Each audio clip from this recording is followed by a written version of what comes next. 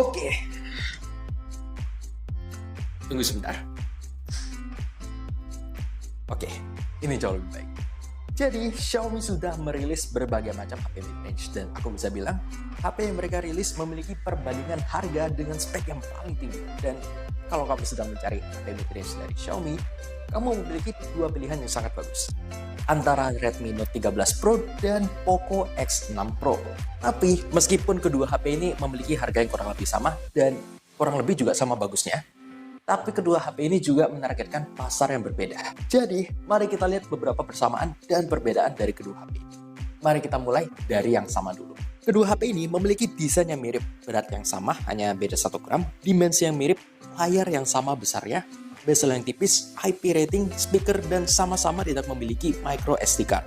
Layarnya juga sama, yaitu AMOLED 120Hz dengan 1220 dikali 2712 pixel dengan 1800 nits, baterai yang sedikit lebih besar di Redmi dengan 5100 mAh, tapi saat dites hanya berbeda 1-2% saja.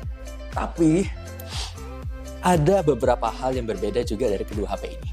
Yang pertama, mari bicara soal performa. Redmi Note 13 Pro memiliki chipset Snapdragon 7S Gen 2 yang merupakan chipset yang cukup bagus untuk HP mid-range. Semua game masih bisa dijalankan dengan lancar. Tapi Poco X6 Pro menggunakan chipset Dimensity 8300 Ultra yang membuat HP ini paling tidak 2 kali lebih kuat daripada Redmi Note 13 Pro. Dan semua game tidak hanya berjalan dengan baik, tapi sangat baik. Kamu bisa memainkan game Genshin Impact dengan setting yang hampir maksimal.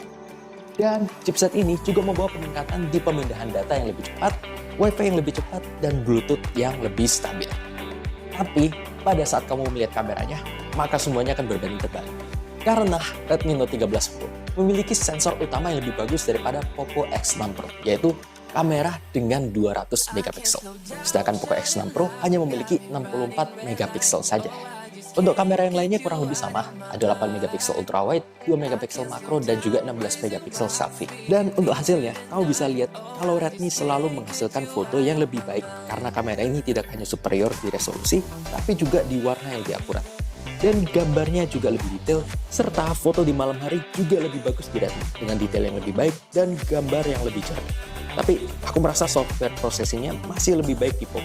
Seperti di foto ini, di mana kamu bisa melihat cahayanya lebih terkontrol di Poco. Tapi saat di video, meskipun kedua HP ini memiliki kapabilitas untuk merekam 4K di 30 fps, tapi warna di Redmi terlihat lebih natural dan kamu masih bisa melihat detailnya di bagian yang terkena bayangan. Jadi, kedua HP ini merupakan HP mid-range yang sangat bagus. Tapi memang ada beberapa perbedaan.